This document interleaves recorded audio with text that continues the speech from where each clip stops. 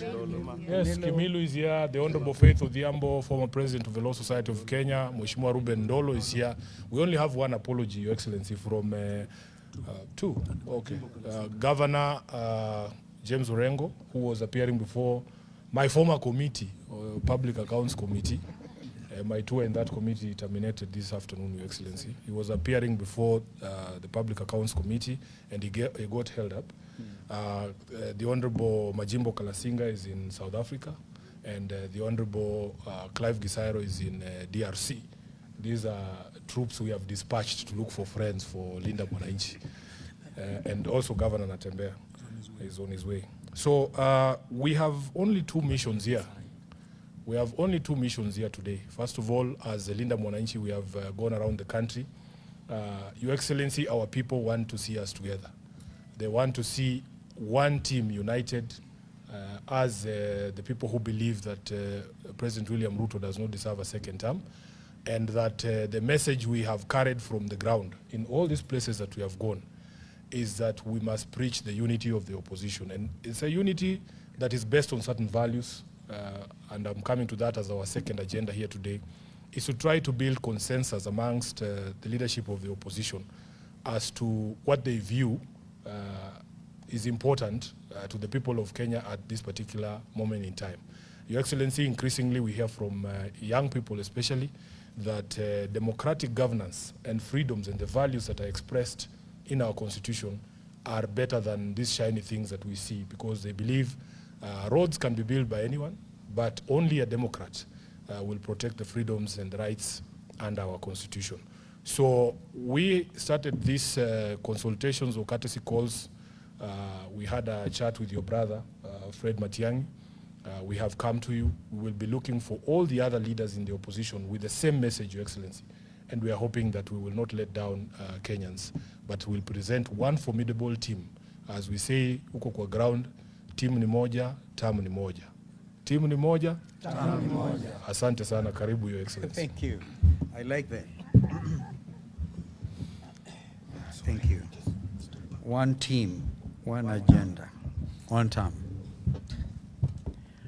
Well, to our brothers and sisters in Linda Mwananchi, as I told you, under the tent, very historic tent out there, and we had consultations, and I remember what you said, Edwin, that under that tent, we have lost some colleagues to death and others to greed. We lost our brother Raila Odinga, and lately our brother Abubakar Zain, who was the head of my secretariat. We lost others who came and preached to us elite consensus, quote unquote. There are no time, only absolutely no time for this country, but for themselves. And therefore, as I welcome this wonderful team on behalf of Wiper Patriotic Front, I am so thrilled because you have also come kulinda Kalonzo.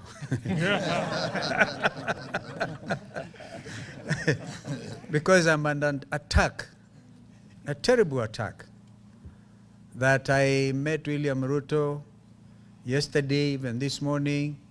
I'm supposed to be joining him for 7 o'clock presser. Understand you'll be asked the question, are you talking to the opposition? That's the reason he has called for this press conference. So that we are talking to all of them, including Kalonzo. Umekuja kunilinda kweli. Kulinda hilo jina ambalo kwa uwezo wake Mwenyezi Mungu nimejaribu sana kulilinda. Wakati wa kulinda katiba, kulinda utu wetu kama wananchi, the right to a free democratic society is clearly enshrined in our Constitution 2010. It's a document that has enabled even you, Linda Mwananchi, to get to where you are. The right to assemble, the right to go for the highest office in the land. And so We know that my younger brother here, Edwin, is running for president. Yes. I can tell you that on the 10th of October last year, I forgot to bring that declaration of intent, which was given by WPF, that I, as we speak to you, I'm their presidential candidate. I'm sure you know Ndugu wa Munyoro is a presidential candidate for DCP. I'm sure you know that my brother Eugene Wamalwa is a presidential candidate for DAP. I'm sure you know when we went for PLP, our sister, my twin sister, Mother Karua, is a presidential candidate for PLP. Tumeenda kuwinda. Ukiwinda, hamwezi kupitia njia moja kama ni adui sampli hii ya William Ruto. Napitia routine na ile ingine. But we want to assure Kenyans that we are going to unite. We have no option. All of us who love this country so dearly, who have sacrificed so much that this country can be a true democracy, not a dictatorship, not a kleptocracy, not a gangster regime, not a gangsterism, which is what it is today. So I want to tell Mr. William Ruto, please stop. Stop imagining that one Stephen Kalonzo Musyoka can ever join you. We'll meet at the ballot. We will have that conversation at the ballot on the 10th of August next year, God willing. Correct.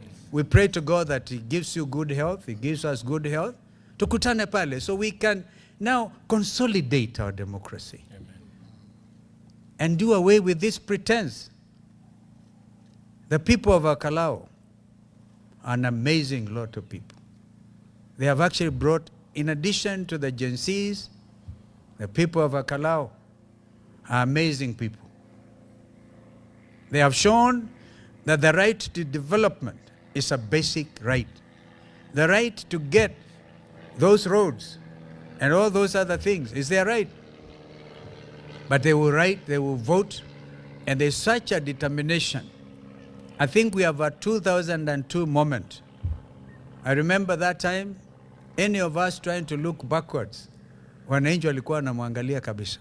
Yeyote yule ambaye atathubutu kuharibu hisia na matarajio ya watu wetu wa Kenya, atajipata kwingine kubaya sana.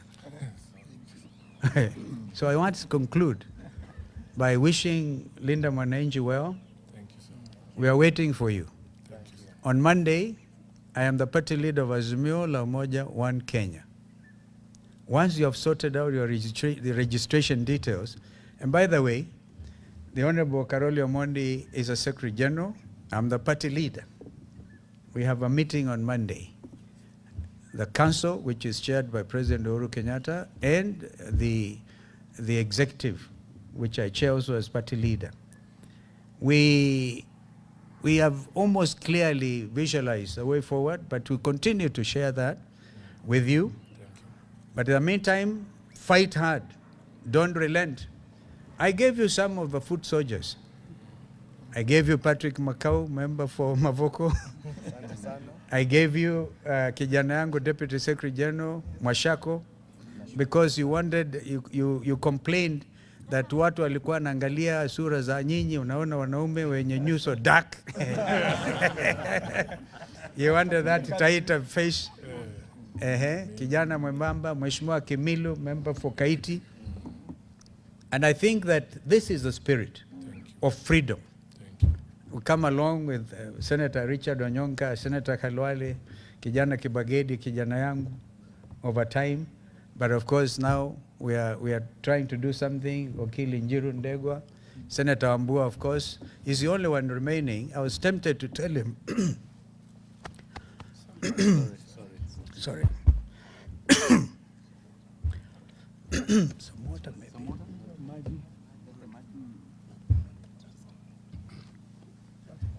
Sorry. Let's to calm down. Because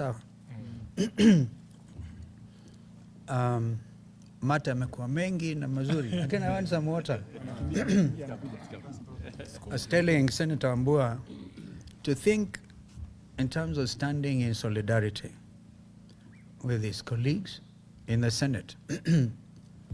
Because I wrote a letter to Speaker Amason Kingi as a party leader of Azimio, kusema we have not, because the way they rushed these changes to remove Edwin Sifuna as a minority deputy whip, not even the whip, was just simple, unfortunate conspiracy. And so there's no point, there's really no point of belaboring this point. We will be making those announcements, I repeat, and you have declared yourselves the guarantors of our unity. If I hear that Edwin umekutana na Ruto, utakuisha kabisa. If my brother Rigiji ajaribu kamwe, because they are sending all kinds of emissaries, ajaribu kusema, akutane na Ruto, that will be the end of it. Remember the story in the Bible of Lot's wife? Yeah? You look back, anybody looking back will be a betrayer of national consciousness. Thank you. So I just wondered, I think there's something I may have wondered today, but I think what we do is you continue. As I said, my other colleagues, JB Muturi, I hope you reach out to him. I'm sure you reach out to Martha, you reached out to Fred, reach out to everybody, to Amunyoro. Yeah, to Amunyoro, and so that we, at the end of the day, remember in 3 days' time, today is the 30th day of July, 2026. Tomorrow is the 31st. We enter the election year in August. These elections, the date for the same is clearly written in the Constitution. It shall be the second Tuesday of the month of August. And if you do your calculations, it is the 10th of August, 2027. Next year. So we have no time. And this is why Bwana Ruto has panicked together with his team. I was in Zanzibar, just for full disclosure, after having breakfast meeting with the editors. You may have seen that on Tuesday morning at the Stanley. I took off for Zanzibar, and yesterday I took a boat, a nice boat from Zanzibar to Dar es Salaam. I was leaving Dar es Salaam this morning at 5. So just ask yourself, unless Ruto and his bloggers, na nikaona watu wamepata wasiwasi sana. I want to assure all our supporters, all the citizens of this country, if I'll be the last man to drive Ruto out, I will. Thank you. One term.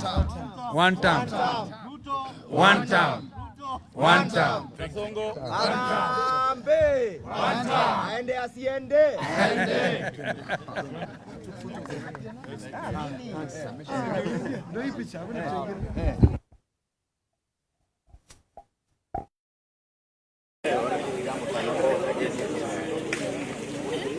My driver has left me. Governor.